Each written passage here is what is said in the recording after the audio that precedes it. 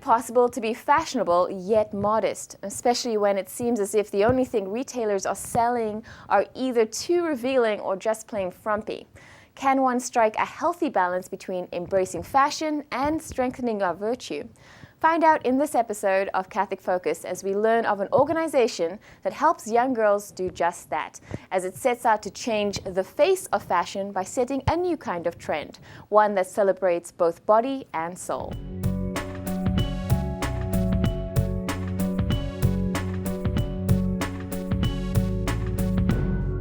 Hello and welcome to Catholic Focus. I'm Sheridan Sanders. Joining me today via Skype is Shannon Joseph, President of Trends, an organization which provides workshops for girls on healthy body image, self-esteem, and beauty. Thanks for being with us today. Thank you very much for having me.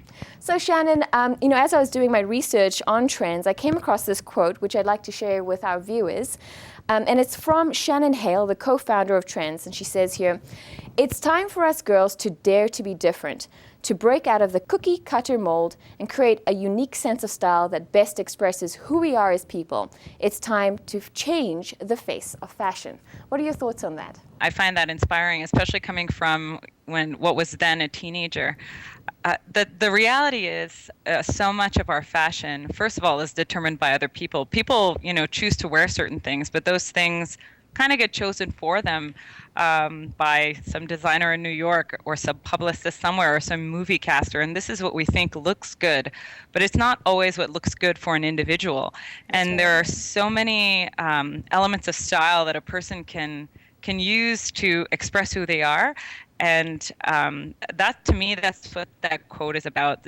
Fashion is about communicating who you are, or as part of doing that. And it's going to look different for everybody. And to find that, girls have to break out. Right. And so how did Trends come about then? So Trends came about really from Shannon Hale and some of her friends and a teacher in Toronto who was working with them. And they, said to themselves back in 2004, we're tired of kind of what looks like a uniformizing of fashion for girls. Everybody's wearing a crop top. Everybody's wearing low-rise jeans. And we're tired of a fashion that's kind of objectifying women, playing up what's sexually appealing and not, many other things that could be, brought forward in a look. And they said, well, can we as teens and as young women become contributors to the public conversation around fashion instead of consumers? And that's how it got started. And so where do you find yourselves today? Well, today we have 3 chapters across the country. So one in Ottawa, one in Brampton, and another in Toronto. And we're having a kind of a renaissance in Vancouver. We had a chapter in Vancouver for many years, and a small group forming in Sarnia. So we're constantly sort of bubbling up from the ground and having new groups of individuals who say, I really love this message, either as a parent or as a young person, a young woman, and I want to get this going in my community. Right, very good. So generally speaking, what kinds of events, initiatives do you put on? Well, there are a couple things. Most of the chapters run some kind of monthly or bi-weekly meeting of a group of girls who commit for the year to go through the program. There's always some kind of fashion related thing. So what's your personal style? What colors look good on you? How do you put on makeup? That kind of stuff. But there's also a curriculum that we've developed for the Trends programs that really explores this question of, who am I as a person? What are healthy friendships? How can I be an intelligent user of the online world? Because that's where a lot of images are both kind of consumed by young people and contributed or put out there by young people. And what is true beauty about? And then there's a huge kind of leadership component where we get girls to either put on a fashion show or start some kind of magazine or, take on some kind of project where they get to apply what they've learned, but also experience what it means to contribute to the public conversation and be, again, kind of trendsetters instead of fashion consumers. Yeah, that's a very interesting idea, this idea of them getting information from online and also from their communities, because there's so many assumptions out there, and one of them, I think, is that in order for you to be an empowered woman, you have to embrace your sexuality and flaunt it, and yet you're advocating something different. And How does your message differ? Well, I think our message is that there's more to you than your sexuality, and I think that message comes from maybe some kind of shock value thing.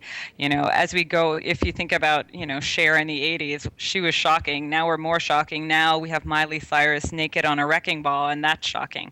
But that's only looking at one dimension of people, which is the surface. And our message to girls is that there's more to you than your sexuality and what you look like and what you can do for someone else.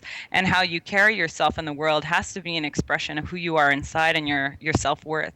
And finding that and having the courage to express that isn't something that's unempowered. If anything, it's more powerful, because instead of being told what's beautiful, you're saying to the world, this is me, and this is my way of being beautiful.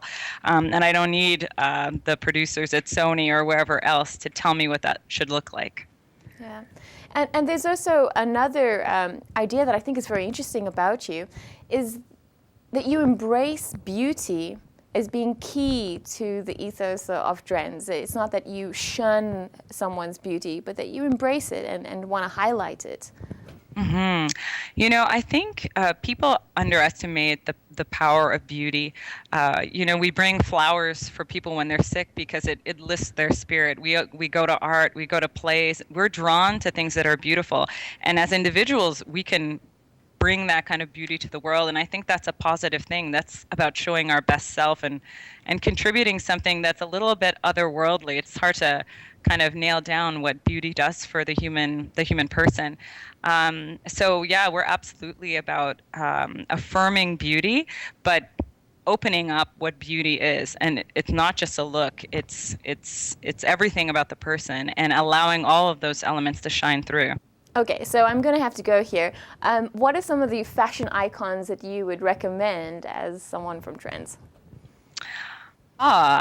Well, I think an icon right now, or somebody who I think does fashion right, is Taylor Swift. If you see her in her videos, she looks fun, she looks beautiful, but she doesn't need to be, showing a lot of cleavage or showing a lot of legs. She's very playful. She's not trying to be seductive. She realizes a bit the joke in almost the way that's used in media. So I think that's a really great example. I think that... And what about someone like Kate Middleton? I think Kate Middleton's great because she exemplifies kind of showing her own beauty. She's a young woman. She has great hair. She's a great taste, uses lots of color. When she came to Canada, she had her, fantastic red look, but she also started a trend with fascinators. Everybody's grandma used to wear fascinators. Now young people want to wear fascinators. So she's a person who's been able to buck the sort of Hollywood style and present a really classical but sophisticated style that people want to emulate. I think people are drawn to Kate Middleton because they see in her a combination of a personality and a look that they want to try to capture and exemplify themselves. Yeah, well, she's a wonderful style icon. I mean, she's just so full of grace and elegance. A wonderful example Absolutely. for young people. Next up, a recent trends workshop for girls with retailer Joe Fresh.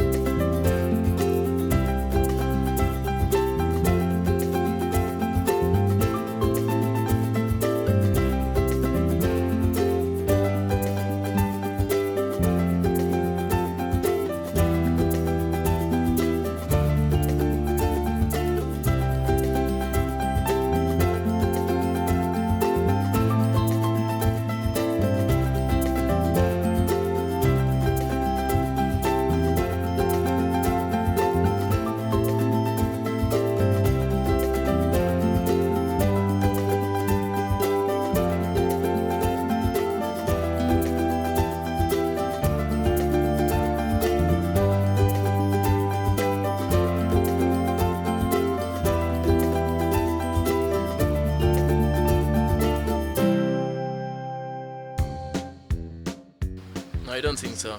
No? No, just kidding. Yeah, I think it's possible because your clothing is, I think, like the light of your soul, of your heart. It's like a witness of yourself. And thanks to your clothing, you are showing who you are and maybe also who you want to become. Yeah, I think it's possible to be fashionable and modest. I know it's not a typical thing these days. A lot of people associate, I don't know, I guess showing skin with being fashionable, but I don't know, I think you can have a nice balance. And if you can find a way to be kind of subtly classy, and it's not like you're trying too hard, or you're not trying to ruffle some feathers or make a statement with the way that you dress, but be a little bit modest, be a little bit humble, but also classy. That's the key. And that also applies for makeup, by the way. Less is more. Natural is good. Keep it simple, keep it classy. Well, I'd like to think that I'm fashionable. As long as you're not provocative and you try to trigger jealousy and envy with others, you can just be yourself and be fashionable at the same time. Okay. Of course, you can be fashionable and modest, and of course, if we're defining fashion by what is considered in style, I guess oftentimes immodest dress is in style. But there are always examples, even on the runway, of modest clothing that is in fact in style. They go hand in hand. Fashion is about expressing your inner self, and modesty is about expressing in depth and beauty. And I think you can't have one without the other. They complement each other. A sense of style doesn't mean like a price tag.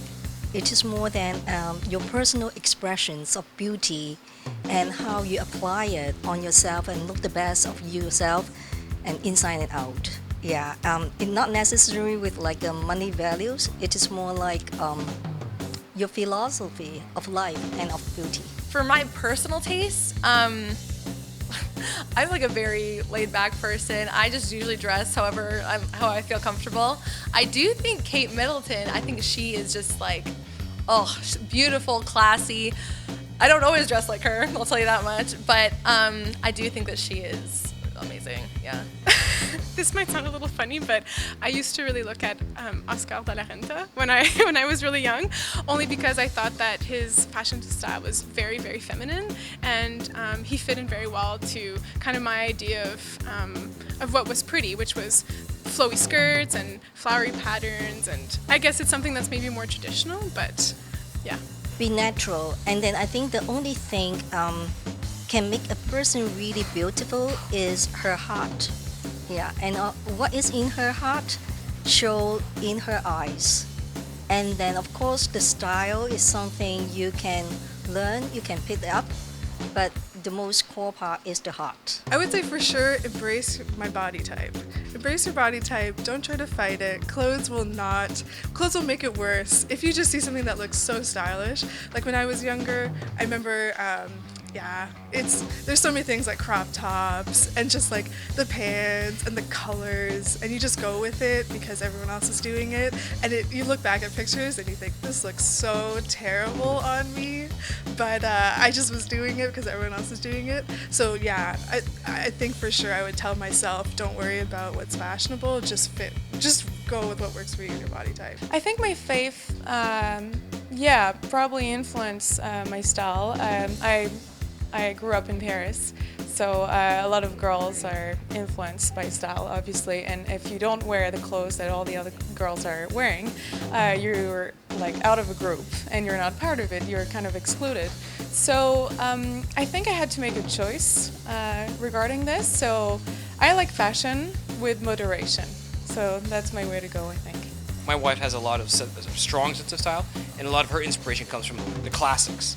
Classic movies, classic movie stars, that whole, glamorous yet very conservative look that appeals to a wider range, not just, the trendsetters of the day or the young kids, but also the wide variety of people. So when it comes to fashion and style, faith is at the root of it.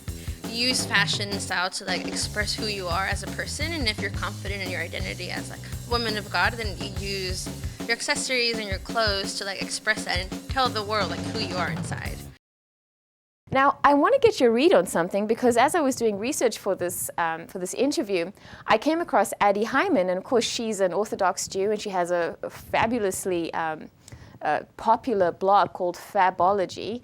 And I mean, what's your take on something like that?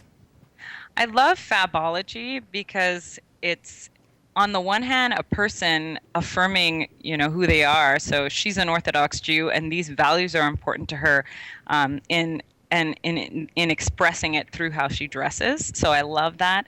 And the things that she chooses are not frumpy. She's a total New York stylish woman who manages to pull that off without playing up the sexual. If anything, really having it sort of disappear without at all looking frumpy. And I think it's a great example for a lot of women who might not go all the way to that end where you don't show your elbows or your knees, but who could take an example from that as a way to be stylish without showing it all. I saw a lot of other Facebook groups, basically promoting the same sorts of ideas. Do you think that this is a passing trend? No, well, I think a lot of women are looking for a way to work against what they're seeing in the media. I think there's an intuition out there that when you put it all out there, you're putting out a sense of too much of who you are. We talk at Trends about fashion being, protecting you from the weather, communicating something about yourself, but also privacy. And I think, there's privacy in what we communicate. We don't tell people our secrets. There's privacy in what we show of our physicality because there is an intimacy there. And even though we have a fashion that's letting it all hang out right now, more and more people, I think, are uncomfortable with that and want something different, something better. As in Canada, there's lots of growing communities who are saying, I want a different look, but I still want to look great. And blogs like Fabology and others are showing a way to do that. And Trends hopes to do that for younger girls.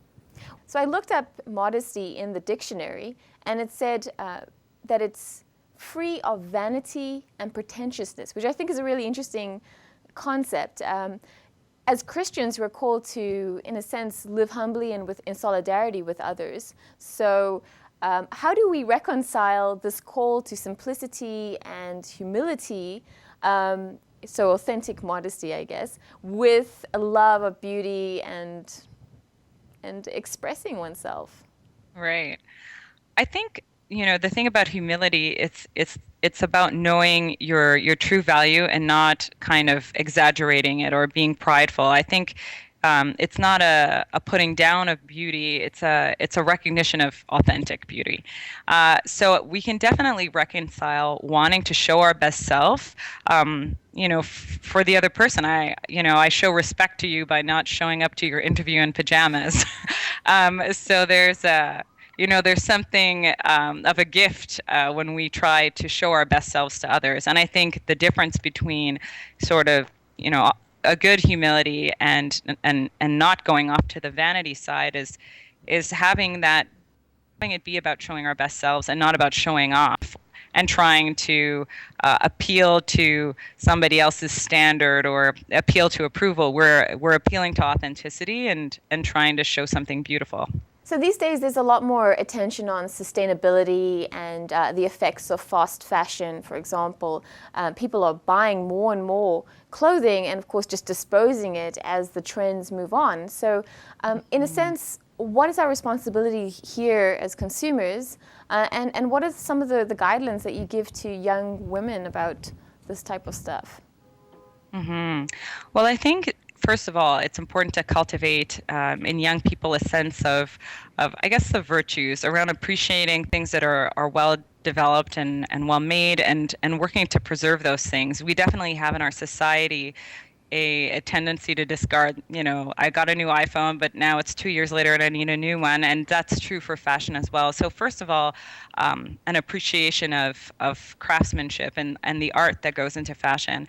We also have done workshops with our girls on, shopping on a budget and, going to places like Value Village to find your latest outfits instead of going to the big box stores, and getting new life out of old outfits, maybe sewing things on and modifying clothes themselves so that they again are kind of contributing to the fashion world and not just consuming things. So we definitely cultivate those kinds of ideas in girls, because you're right, we don't want to have this appreciation for beauty become tied to a destructive attitude about consumption and disposal. Especially when we consider that a lot of the women in these sweatshops are, well, a lot of the people working in these sweatshops are women. So exactly, Absolutely. I mean, there's a big change and young here. girls. Yeah. What have you taken away from this experience of being involved in trends and growing and being, of course, a leader for young women? I've taken away the excitement of introducing different girls over time to new kinds of ideas. And I guess they're not new. You know, the idea that a person is not just what they look like, but you know, their ideas and their creativity and their relationships isn't something new, but it's something that's not talked about. I did a workshop for some girls here in Ottawa where they had to kind of write a list of their different characteristics. Oh, I'm a sister and I'm a friend and I'm tall and I have curly hair, and looking at what's unique about them as a starting point for something that's special and worth highlighting, and getting them to do that exercise, and then hearing about them bringing some of what we do at Trends back to their classmates is really affirming for me, and confirms for me the importance of what we're trying to do in our chapters across the country. Do you have any stories that you could share with us about how perhaps one of your workshops impacted a young woman? We one time brought a speaker. So in talking about healthy relationships, we brought a speaker who was a very stylish woman of Pakistani origin, Muslim descent, Muslim of faith, to talk about how her and her husband got married, and just describing courtship, how he was impressed by her beauty, even though she's very modest, although she's very stylish, and them forging a really profound love for each other that was built on those multiple pillars of the human person, and not just a look or what her look does for him or things like that. It was exciting to hear the girls' reaction to her about in thinking about their own relationships, and in thinking about where those things are leading, and how they can carry themselves as people to change how others treat them, respond to them, and in doing so empower those around them to do the same. And I definitely heard that back from girls who that workshop had girls who were 13 and 14 years old, so very young teens. But it's amazing what younger and younger teens are thinking about these days. Well, thank you so much for your time, Shannon. Thank you. I was speaking with Shannon Joseph, president of Trends, an organization for young girls to discover style and self-worth. To find out more about Trends, you can check them out on Facebook or the website trendsfashion.ca. And that's all for tonight. If you have any comments or questions about this episode of Focus, write to us. focus@saltandlighttv.org. Well, that's all for tonight. Thanks for watching.